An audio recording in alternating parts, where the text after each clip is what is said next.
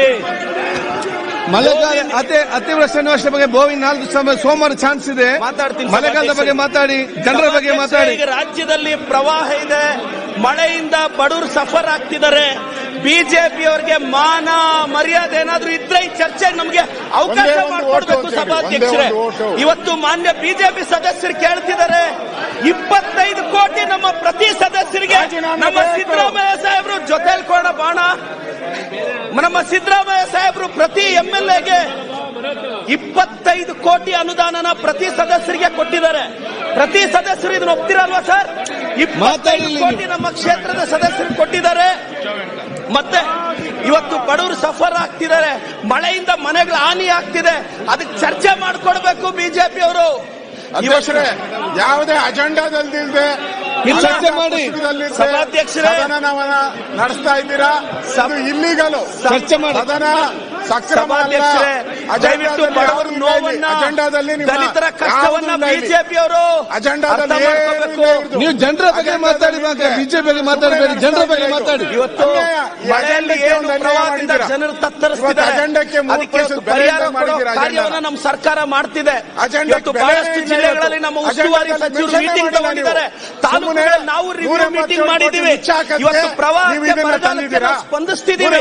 ಇದ್ರ ಬಗ್ಗೆ ಎಲ್ಲ ಬಿಟ್ಟು ಒಂದು ವಿಚಾರನ ಬಿಟ್ಟು ಕಳೆದ 4 ದಿನದಿಂದ ಸದನವನ್ನು ವೇಸ್ಟ್ ಮಾಡಿರೋದು ಖಂಡಿತವಾಗಿ ಕೆಲಸ ಅಲ್ಲ. ಸಭಾಧ್ಯಕ್ಷರು ದಯವಿಟ್ಟು ಒಂದು ಆರೋಗ್ಯಕರ ಚರ್ಚೆಗೆ ಬಿಜೆಪಿ ಅವಕಾಶ ಮಾಡಿಕೊಡ್ಬೇಕು ಅಂತ ವಿನಂತಿಸ್ತೇನೆ. ನೈತಿಕ ಅಧಿಕಾರ ಇಲ್ಲ, ನೈತಿಕ ಅಧಿಕಾರ. ಶರತ್ ಬಚ್ಚೇಗೌಡರು ಅಲ್ಲ ಇಲ್ಲ, ದಯವಿಟ್ಟು ಶಾಸಕ ಸ್ಥಾನಕ್ಕೆ ಶರತ್ ಬಚ್ಚೇಗೌಡರು ಅಲ್ಲ, ಒಂದ್ ನಿಮಿಷ ಅಶೋಕಣ್ಣ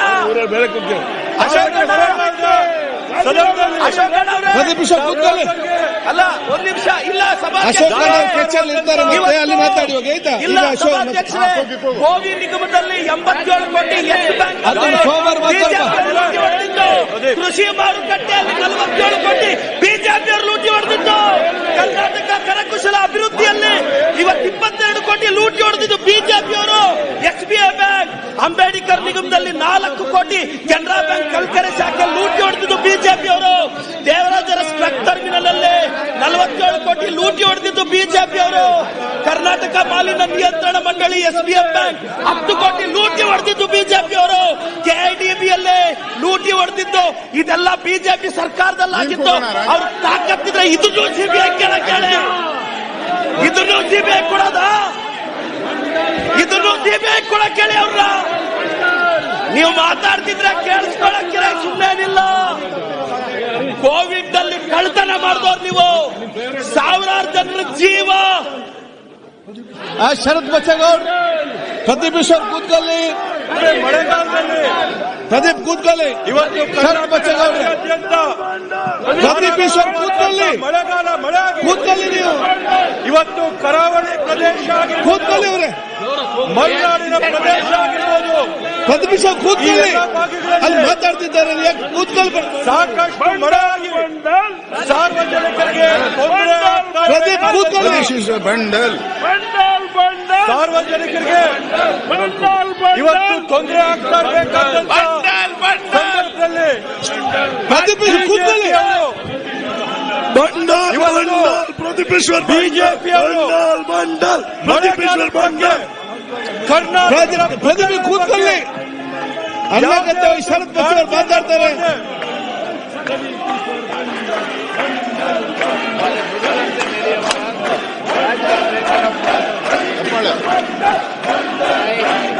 ಇವತ್ತು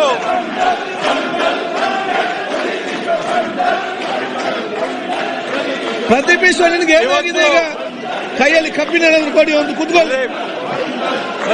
ಪ್ರದೀಪ್ ಈಶ್ವರ್ ಕೂತ್ಕೊಳ್ಳಿ. ಕೂತ್ಕೊಳ್ಳಿ. ಅಲ್ಲಿ ಶರತ್ ಮಾತಾಡ್ತಿದ್ದಾರೆ. ಕೂತ್ಕೊಳ್ಳಿ. ಒಮ್ಮೆ ನೀವು ಪ್ರದೀಪ್ ಈಶ್ವರ್ ಕೂತ್ಕೊಳ್ಳಿ. ಶರತ್ ಬಚ್ಚೇಗೌಡ ಮಳೆಗಾಲ ಬಗ್ಗೆ ಮಾತಾಡ್ತಾರೆ, ನೀವು ಬೇರೆ ವಿಚಾರ ಮಾತಾಡ್ತೀರಿ.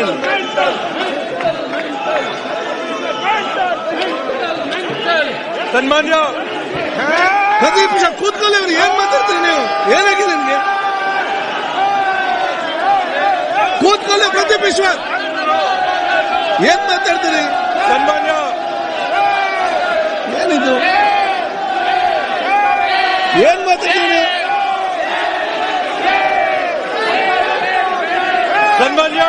ಆಯ್ತು ಸಭಾಧ್ಯಕ್ಷೆ ಏನಿವತ್ತು ಕರಾವಳಿ ಪ್ರದೇಶದಲ್ಲಿ ಏನಿದು ಮಲೆನಾಡಿನ ಪ್ರದೇಶದಲ್ಲಿ ಧಾರಾಕಾರವಾಗಿ ಮಳೆ ಸದನ ನಡೆಸುವಂತದ್ದು ಸಾರ್ವಜನಿಕರ ಬದುಕಿನ ಅಸ್ತವ್ಯಸ್ತ ಆಗಿರ್ತಕ್ಕಂಥ ಸಂದರ್ಭದಲ್ಲಿ ಹಿನ್ನೆಲೆಯಲ್ಲಿ ಇವತ್ತು ಲಕ್ಷಾಂತರ ಕನ್ನಡಿಗರು ನೂರಾರು ಸಮಸ್ಯೆಗಳನ್ನ ಎದುರಿಸ್ತಾ ಇರಬೇಕಾಗಿದೆ.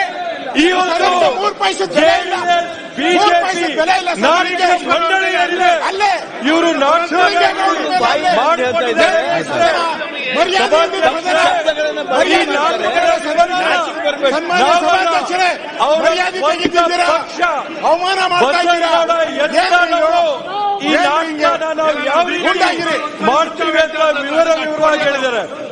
ಇವತ್ತು ರಾಜ್ಯಾದ್ಯಂತ ಯಾವತ್ತು ಮಳೆ ಈ ರಾಜ್ಯ ಕಾಡ್ತಾ ಇದೆ.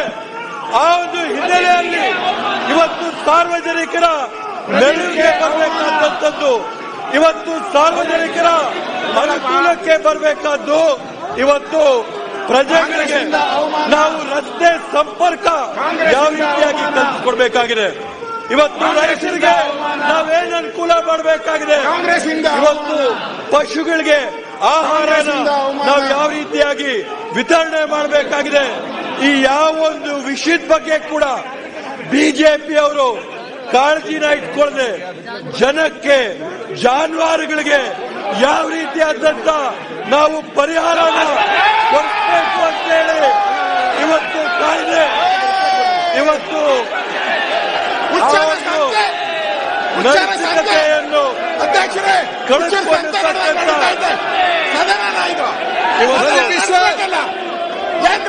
ಪ್ರದೀಪ್ ಕೂತ್ಕೊಳ್ಳಿ ಒಮ್ಮೆ. ಸದನಕ್ಕೆ ಬೆಲೆ ಇಲ್ಲ ಪ್ರದೀಪೇಶ್ವರ್ ಏನಾಗಿದೆ ಇವತ್ತು ಸಭಾಧ್ಯಕ್ಷ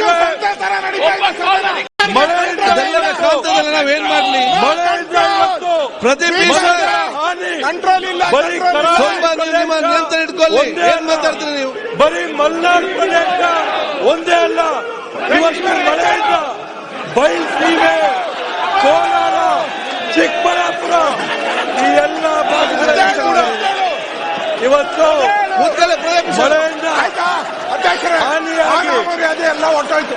ಕಾಂಗ್ರೆಸ್ ಮಳೆಯಿಂದ ಹಾನಿಯಾಗಿ ಇವತ್ತು ಜನ ಸಾರ್ವಜನಿಕರು ಬೀದಿ ಪಾಲಾಗಿದ್ರೆ ಇವ್ರಿಗೆ ಇವತ್ತು ಕೂಡ ಪ್ರಜೆಗಳ ಬಗ್ಗೆ ಚರ್ಚೆ ಮಾಡಂತ ಕಾಳಜಿ ಇವ್ರಿಗೆ ಕಾಡ್ತಾ ಇಲ್ಲ. ಇವತ್ತು ಮನೆಗಳಲ್ಲಿ ಸೋರ್ತಾವೆ ಸಭಾಧ್ಯಕ್ಷರೇ.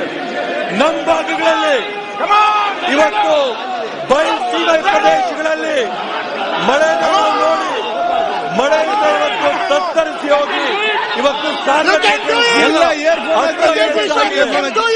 ಅಸ್ತವ್ಯಸ್ತ ಆಗಿರ್ತಕ್ಕಂಥ ಹಿನ್ನೆಲೆಯಲ್ಲಿ ಇವತ್ತು ಬಿಜೆಪಿ ಅವರು ಜೆಡಿಎಸ್ ಅವರು ಅವರ ನಾಟಕ ಮುಂದುವರಿಸಿಕೊಂಡು ಹೋಗ್ತಾ ಇದ್ದಾರೆ. ಬಿಟ್ರೆ ಕರ್ನಾಟಕದ ಪ್ರಜೆಗಳ ಬಗ್ಗೆ ಇವತ್ತವರೆಗೂ ಕೂಡ ಅವ್ರು ಧ್ವನಿನ ಎತ್ತಿಲ್ಲ. 7 ದಿನದಿಂದ ಸತತವಾಗಿ ಇಲ್ಲಿ ನಡೀತಾ ಇರ್ತಕ್ಕಂಥ ಚರ್ಚೆ ಒಂದು ನಿಗಮ ಮಂಡಳಿ ಬಗ್ಗೆ. ಬಸಂತಪ್ಪ ಸಭಾಧ್ಯಕ್ಷೆ ಎಲ್ಲ ವಿಷಯಗಳ ಬಗ್ಗೆ ಕೂಲಂಕುಷವಾಗಿ ಎಲ್ಲ ಚರ್ಚೆ ಮುಗಿದಿದೆ.